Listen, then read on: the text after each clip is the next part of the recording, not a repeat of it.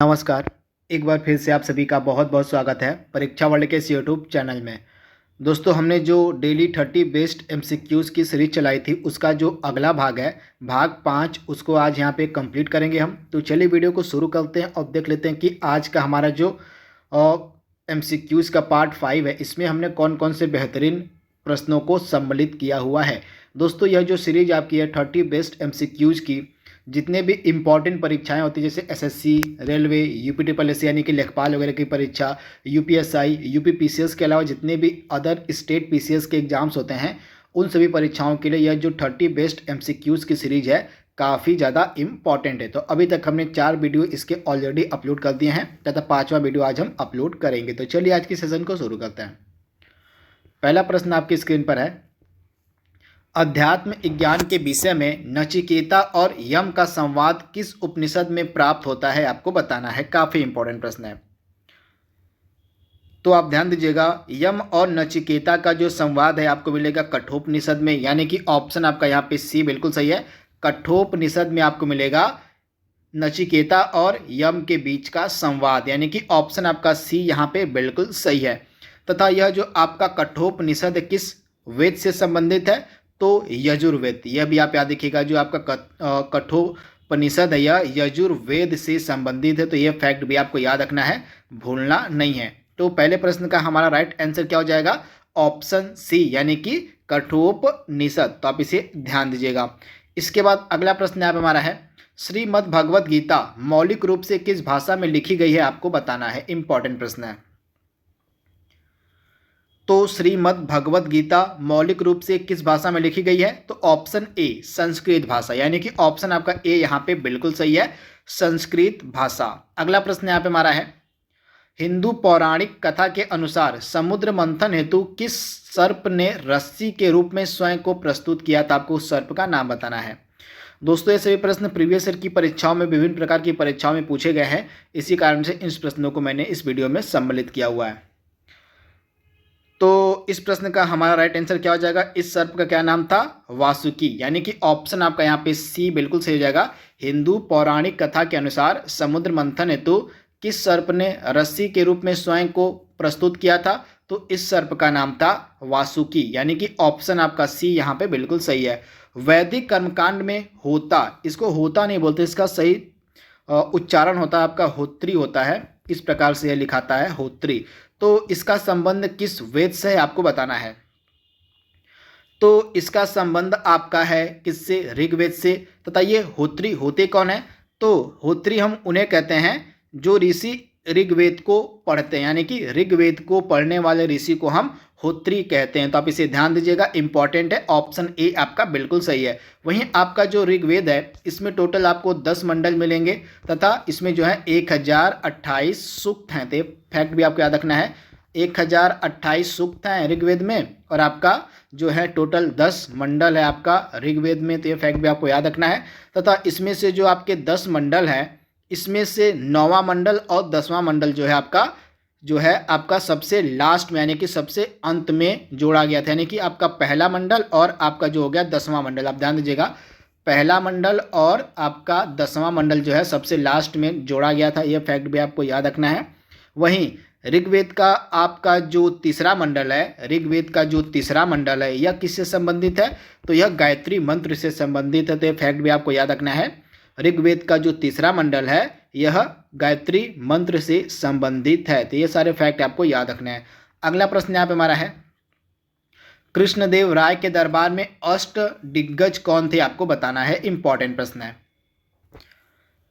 तो कृष्णदेव राय के दरबार में अष्ट दिग्गज कौन थे, तो ये अष्ट दिग्गज थे तेलुगु के 8 विद्वान जो कृष्णदेव राय के दरबार में रहते थे। तो राइट आंसर आपका क्या हो जाएगा, तेलुगु के 8 विद्वान, यानी कि ऑप्शन आपका यहाँ पे जो बी है बिल्कुल सही हो जाएगा। आप इसे ध्यान से याद कर लीजिएगा।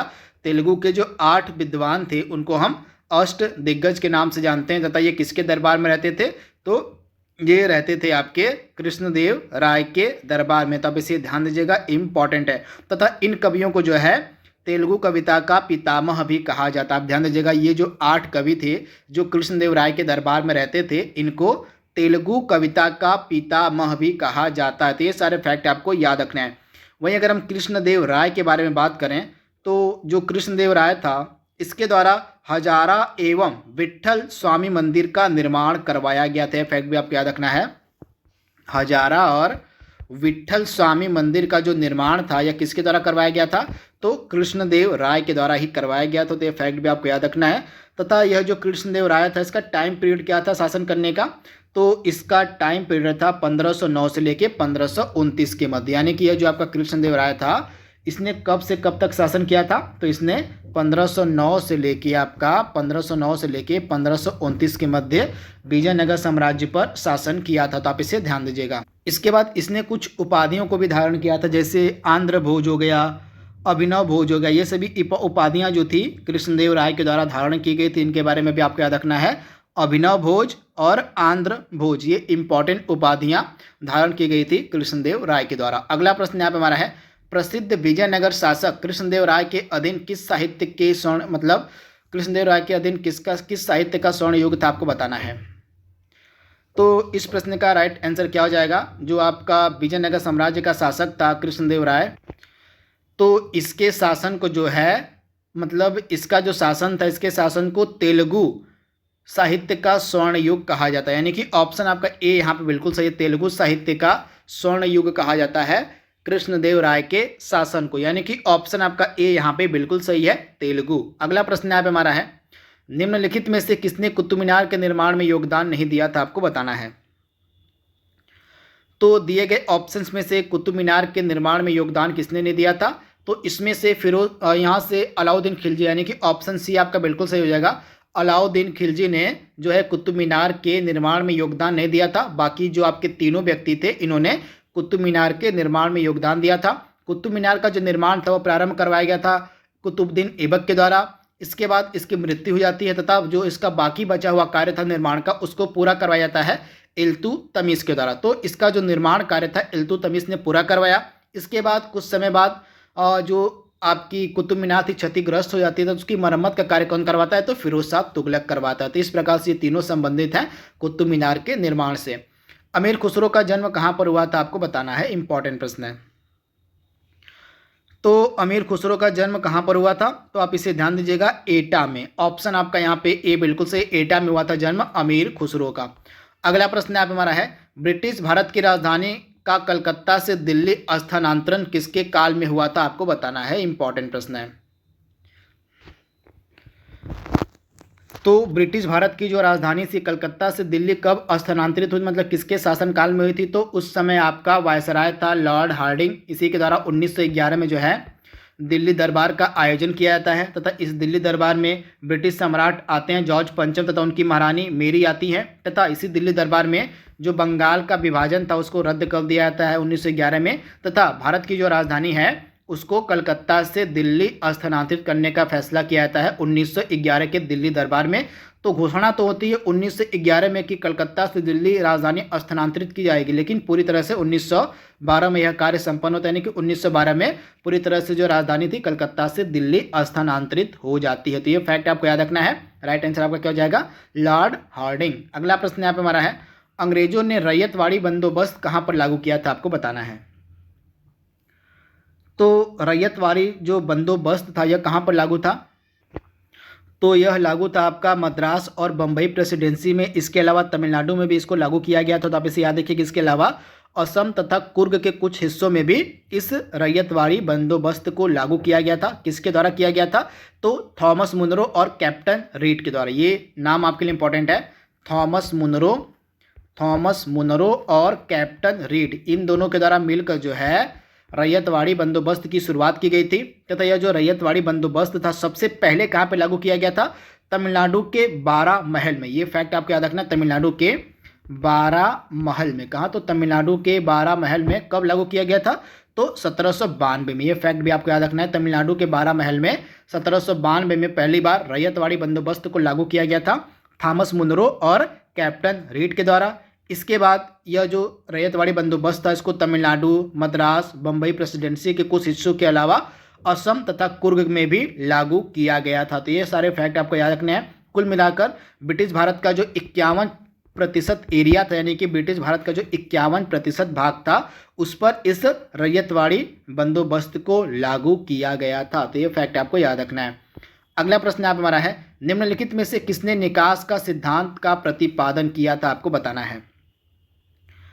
तो निकास का सिद्धांत किसके द्वारा दिया गया था, तो आप इसे ध्यान दीजिएगा, दादा भाई नौरोजी, यानी कि ऑप्शन आपका यहाँ पे ए बिल्कुल सही है। इनकी पुस्तक का क्या नाम था, इनकी पुस्तक का नाम था poverty and un British rule in India. इसी पुस्तक के माध्यम से इन्होंने बताया था कि किस प्रकार से भारतीय धन विदेशों को भेजा जा रहा है, ब्रिटेन को भेजा जा रहा है। इसी पुस्तक के माध्यम से इन्होंने यह बात कही थी। इस पुस्तक का नाम था poverty and un British rule in India. इनके द्वारा दो और इम्पॉर्टेंट पत्रिकाओं का प्रकाशन किया गया था, जैसे एक हो गया आपका वॉइस ऑफ इंडिया, इंपॉर्टेंट है, नोट डाउन कर लीजिएगा।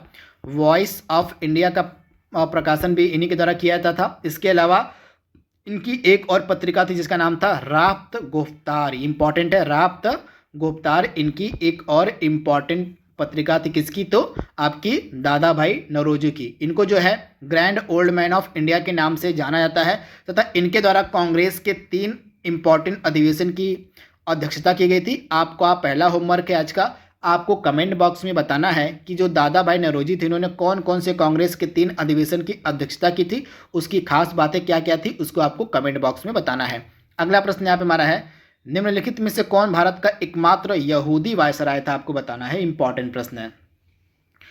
तो भारत का एकमात्र यहूदी वायसराय कौन था, तो भारत का एकमात्र यहूदी वायसराय था आपका लॉर्ड रीडिंग। इसका क्या नाम था, लॉर्ड रीडिंग जो था यह भारत का एकमात्र यहूदी वायसराय था। इसका टाइम पीरियड क्या था, तो यह भारत का वायसराय था 1921 से लेके आपका 1926 के मध्य यह भारत का वायसराय था। तो आप इसे ध्यान दीजिएगा, इसका नाम था लॉर्ड रीडिंग। तथा चौरी चौरा जो कांड है उसके बाद जो है असहयोग आंदोलन वापस लिया गया था इसी के कार्यकाल में। आप ध्यान दीजिएगा, चौरी चौरा कांड के बाद जो असहयोग आंदोलन था इसी के कार्यकाल में वापस लिया गया था। तथा प्रिंस ऑफ वेल्स का जो आगमन था 1921 में इसी के टाइम पीरियड में हुआ था। तो ये फैक्ट आपको याद रखना है, प्रिंस ऑफ वेल्स का जो आगमन था 1921 नवंबर में इसी लॉर्ड रीडिंग के कार्यकाल में ही हुआ था। तो ये सारे फैक्ट आपको याद रखने हैं। अगला प्रश्न यहाँ पे हमारा है, 1857 के निम्नलिखित क्रांतिकारियों में से किसका वास्तविक नाम रामचंद्र पांडुरंग था, इंपॉर्टेंट प्रश्न है, इसको आप स्टार मार्क कर लीजिएगा। तो तात्या टोपे का वास्तविक नाम था आपका रामचंद्र पांडुरंग, यानी कि ऑप्शन आपका बी बिल्कुल सही, तात्या टोपे। अगला प्रश्न आप हमारा है, 1857 के विद्रोह के समय भारत का गवर्नर जनरल कौन था, आपको बताना है। तो काफ़ी सिंपल सा प्रश्न है, इस प्रश्न का राइट आंसर हो जाएगा लॉर्ड कैनिंग। लॉर्ड कैनिंग जो था भारत का अंतिम गवर्नर जनरल भी था। इसके बाद जैसे ही आपका 1857 की क्रांति समाप्त होती है इसके बाद एक एक्ट लाया जाता है, 1858 का एक्ट लाया जाता है। इस एक्ट के माध्यम से जो गवर्नर जनरल का पद था उसको समाप्त कर दिया जाता है और भारत में वायसराय के पद का सृजन किया जाता है तथा इसके माध्यम से भारत का जो पहला वायसराय था बनता है लॉर्ड कैनिंग। तो ये सारे फैक्ट आपको याद रखने हैं, इंपॉर्टेंट है। 1856 से 1862 के मध्य भारत का वायसराय था। इसी के शासनकाल में 1857 की क्रांति हुई थी तथा यह भारत का पहला इंपॉर्टेंट वायसराय बना था। आप इसे ध्यान दीजिएगा। अगला प्रश्न यहाँ पे हमारा है, निम्नलिखित में से किसने कालिदास के प्रसिद्ध रचना शाकुंतलम का पहली बार अंग्रेजी में अनुवाद किया था, इंपॉर्टेंट है। तो शाकुंतलम का अंग्रेजी में किसके द्वारा अनुवाद किया गया था पहली बार, तो सर विलियम जोन्स के द्वारा, यानी कि ऑप्शन आपका यहाँ पे डी बिल्कुल सही है, सर विलियम जोन्स। अगला प्रश्न यहाँ पे हमारा है, भारत में किस राज्य को सिलिकन स्टेट के नाम से जाना जाता है, इंपॉर्टेंट है। तो सिलिकन स्टेट के नाम से हम भारत के किस राज्य को जानते हैं, तो आप इसे ध्यान दीजिएगा, कर्नाटका। कर्नाटका का जो आपका शहर है बेंगलोर, मेनली इसी को जो है आपका सिलिकन स्टेट के नाम से हम जानते हैं। तो ऑप्शन आपका जो बी है यहाँ पे बिल्कुल सही हो जाएगा। अगला प्रश्न यहाँ पे हमारा है, छत्तीसगढ़ की जो सीमा है निम्नलिखित में से किस राज्य से नहीं लगती है, आपको बताना है, इंपॉर्टेंट यह प्रश्न है। तो छत्तीसगढ़ की सीमा इसमें से किस राज्य से नहीं लगती है, तो बिहार से छत्तीसगढ़ की सीमा नहीं लगती, बाकी महाराष्ट्र, उड़ीसा और आंध्र प्रदेश से आपकी सीमा लगती है छत्तीसगढ़ की। तो आप इसे ध्यान दीजिएगा। तथा वर्तमान में छत्तीसगढ़ का एक लेटेस्ट टाइगर रिजर्व बना, इसका क्या नाम है, तो लेटेस्ट टाइगर रिजर्व का आपका नाम है गुरु घासीदास टाइगर रिजर्व। यह भारत का जो है 52वां टाइगर रिजर्व बन गया है। तो इसका नाम आपके लिए इंपॉर्टेंट है। भारत का जो एकदम लेटेस्ट का 52वां टाइगर रिजर्व बना इसका नाम है गुरु घासीदास टाइगर रिजर्व, जो कि आपका छत्तीसगढ़ में ही है। इसके साथ ही छत्तीसगढ़ में टोटल आपके 4 इंपॉर्टेंट टाइगर रिजर्व हो गए हैं। पहला कौन सा था, मतलब 3 अन्य कौन कौन से, अचानक मार हो जाएगा, दूसरा हो जाएगा सीता नदी, उदंती, और आपका तीसरा है आपका इंद्रावती। इसके अलावा लेटेस्ट का बना है आपका गुरु घासीदास टाइगर रिजर्व। तो ये 4 इंपॉर्टेंट टाइगर रिजर्व आपके हो गए हैं छत्तीसगढ़ में। तो ये इंपॉर्टेंट फैक्ट आपको याद रखना है। अगला प्रश्न यहाँ पे हमारा है, एक तरफ राज्य दिया गया है और उनकी राजधानियां दी गई हैं, तो आपको बताना इसको सुमेलित करना है। तो कभी कभी इस प्रकार के छोटे प्रश्न भी आपको कंफ्यूज कर देते हैं, मेनली लोग इसको गलत करके आ जाते हैं। तो इसी कारण से मैंने इस प्रश्न को सम्मिलित किया हुआ है कि छोटा प्रश्न है, आपका यहाँ पे ध्यान नहीं जाता है, कभी कभी हड़बड़ी में आप इसको गलत कर देते हैं। तो इस प्रकार के प्रश्नों का बिल्कुल ध्यान से आप अटेंड किया कीजिए। तो पहला राज्य हमारा क्या है, असम। असम की राजधानी क्या है, दिसपुर, यानी कि 3 आपका सही हो जाएगा। मिजोरम, मिजोरम की राजधानी क्या है, मिजोरम की आपकी राजधानी क्या हो जाएगी, तो आपका जो है आइजोल हो जाएगी, यानी कि आपका जो बी है, बी का आपका 4 हो जाएगा। इसके बाद गुजरात की राजधानी क्या है, गुजरात की गांधीनगर हो जाएगी, यानी कि आपका सी का क्या हो जाएगा, सी का 1 हो जाएगा। और मणिपुर की राजधानी क्या है, तो आपका डी का हो जाएगा, मणिपुर का इम्फाल, यानी कि आपका हो जाएगा 2। तो इस प्रकार से इसको आप सुमेलित कर लीजिएगा राज्य और राजधानियों को। अगला प्रश्न यहाँ पे हमारा है, निम्नलिखित में से कौन सी एक राष्ट्रीय राजधानी नहीं है, आपको बताना है, इंपॉर्टेंट प्रश्न है।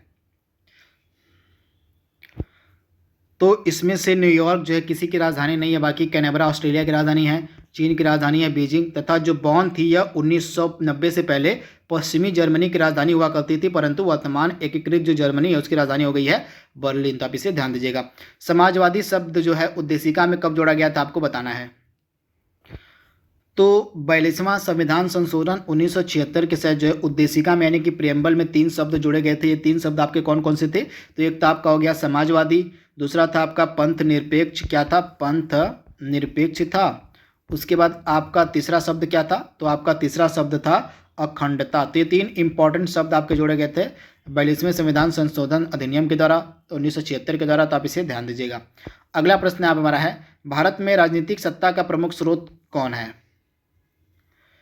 तो भारत में राजनीतिक सत्ता का प्रमुख स्रोत कौन है, तो आप इसे ध्यान दीजिएगा। भारत में राजनीतिक सत्ता का प्रमुख स्रोत माना जाता है जनता को, यानी कि ऑप्शन आपका ए बिल्कुल सही है। भाषाई आधार पर राज्यों का पुनर्गठन किस वर्ष में किया गया था, इंपॉर्टेंट है। तो भाषाई आधार पर राज्यों का जो पुनर्गठन था यह किस वर्ष में किया गया था, तो आप इसे ध्यान दीजिएगा। 1956 में जो है भाषाई आधार पर राज्यों का पुनर्गठन किया गया था। तो ऑप्शन आपका यहाँ पे जो है बी बिल्कुल सही हो जाएगा, 1956 को। अगला प्रश्न यहाँ पे हमारा है, भारत के संविधान के अंतर्गत कौन सा अनुच्छेद कारखानों में बालकों के नियोजन का प्रतिषेध करता है, इंपॉर्टेंट प्रश्न, यानी कि कारखानों में बच्चों के काम की मनाही कौन सा आर्टिकल करता है, आपको उस आर्टिकल का नाम बताना है। तो आप ध्यान दीजिएगा, आर्टिकल 24, यानी कि आपका 23 और 24 जो आर्टिकल है किससे संबंधित है, तो आपका शोषण के विरुद्ध अधिकार से संबंधित है। तथा आपका जो 23 नंबर का आर्टिकल वह क्या कहता है, बालात श्रम को प्रतिबंधित करता है। तो आप इसे ध्यान दीजिएगा। इसके अलावा आपका जो आर्टिकल 24 है यह क्या कहता है, यह कारखानों आदि में 14 वर्ष से कम आयु के बच्चों के नियोजन का प्रतिषेध करता है। तो आप इसे ध्यान दीजिएगा, ऑप्शन आपका डी यहाँ पे बिल्कुल सही है। भारतीय संविधान का कौन सा अनुच्छेद छुआछूत उन्मूलन से संबंधित, यानी कि इसमें से कौन सा जो अनुच्छेद वह अनटचेबिलिटी से संबंधित है, तो अनटचेबिलिटी से संबंधित है आर्टिकल 17, यानी कि ऑप्शन आपका ए बिल्कुल सही है, अनुच्छेद 17। तो आप इसे ध्यान दीजिएगा। तथा जो अनुच्छेद 17 है यह समानता के अधिकार के अंतर्गत आता है। अगला इंपॉर्टेंट प्रश्न है, निम्नलिखित में से किस पदार्थ की जो विद्युत चालकता है वह सर्वाधिक है। तो दिए गए ऑप्शंस में से आपका जो चांदी है इसकी जो विद्युत चालकता है वह सर्वाधिक होती है, यानी कि ऑप्शन आपका जो सी है बिल्कुल सही है, चांदी। अगला प्रश्न आप हमारा है, निम्नलिखित में से कौन चांदी का अयस्क है, इंपॉर्टेंट प्रश्न है। तो इसमें से चांदी का अयस्क कौन सा है, तो चांदी का अयस्क है अर्जेंटाइट, यानी कि ऑप्शन आपका बी यहाँ पे बिल्कुल सही है, अर्जेंटाइट जो है यह चांदी का अयस्क है। इसके अलावा बॉक्साइट किसका अयस्क है, तो बॉक्साइट आपका अयस्क है एल्यूमिनियम का। इसके अलावा ग्रेफाइट किसका अयस्क है, तो ग्रेफाइट आपका कार्बन का अयस्क है। और जो पिच ब्लेंड है या यूरेनियम का अयस्क है। तो ये सारे भी आपको याद रखने हैं। अगला प्रश्न आप हमारा है, निम्नलिखित में से कौन सी गैस लॉफिंग गैस यानी कि हास्य गैस के रूप में प्रयुक्त होती है, इंपॉर्टेंट प्रश्न है। तो हास्य गैस के रूप में हम किसका इस्तेमाल करते हैं, तो हास्य गैस के रूप में आपकी इस्तेमाल होती है नाइट्रस ऑक्साइड, यानी कि ऑप्शन जो आपका यहाँ पे क्या सही हो जाएगा, नाइट्रस ऑक्साइड ऑप्शन में किधर दिया गया है, तो आपका राइट आंसर क्या हो जाएगा यहाँ पे ऑप्शन ए, यानी कि जो नाइट्रस ऑक्साइड है यह हास्य गैस के रूप में इस्तेमाल में लाई जाती है, यानी कि लाफिंग गैस के रूप में इस्तेमाल में लाई जाती है। इसका फार्मूला क्या होता है N2O, तो इसे आप ध्यान दीजिएगा। अफीम किससे प्राप्त किया जाता है आपको बताना है, इंपॉर्टेंट प्रश्न है। तो अफीम जो है बिना पके फल के लैक्टेज से प्राप्त होता है, यानी कि ऑप्शन आपका सी बिल्कुल सही, बिना पके फल के लैक्टेज से जो है आपका अफीम प्राप्त किया जाता है। अगला प्रश्न यहाँ पे हमारा है निम्नलिखित में से किस पादपों मतलब निम्नलिखित पादपों में से किसका संग्रह अंग तना नहीं, यानी कि कौन इसमें से अपना स्टोर तना में नहीं करते हैं, आपको उनका बताना है। तो तना में किसका स्टोर नहीं होता, तो शकरकंद जो है आपका तना से संबंधित नहीं है, यानी कि ऑप्शन जो आपका यहाँ पे डी है बिल्कुल सही हो जाएगा। शकरकंद का जो संग्रह है वह तना में नहीं होता है, बल्कि कहाँ पे होता है, तो जड़ में होता है, तो आप इसे ध्यान दीजिएगा। बाकी आपके तीनों गन्ना, आलू और अदरक, इनका जो संग्रह है कहाँ पर होता है, तो तना में होता है। तो ये सारे फैक्ट आपको याद रखने, सभी तना के रूपांतरण है। गन्ना, आलू, अदरक जो है तना का रूपांतरण है, और जो शकरकंद है आपका जल से होता है, मतलब जड़ से होता है। आज का लास्ट प्रश्न यहाँ पे हमारा है निम्नलिखित में से कौन सा भाग खाने योग्य होता है, आपको बताना है। तो इसमें से आलू का कौन सा भाग होना चाहिए था प्रश्न में, तो आलू का कौन सा भाग खाने योग्य होता है, तो आलू का जो तना होता है वह खाने योग्य होता है, यानी कि ऑप्शन आपका ए यहाँ पे बिल्कुल सही है। आलू का जो तना होता है वह खाने योग्य होता है, तो ऑप्शन आपका ए यहाँ पे बिल्कुल सही है। तो दोस्तों यहाँ पे हमने जो 5वां इंपॉर्टेंट एमसीक्यूज़ की सीरीज़ थी उसको हमने कंप्लीट कर लिया है। आई होप ये सीरीज़ आपको पसंद आ रही होगी। तो आज के लिए बस इतना ही। Thank you, thanks for watching, thank you.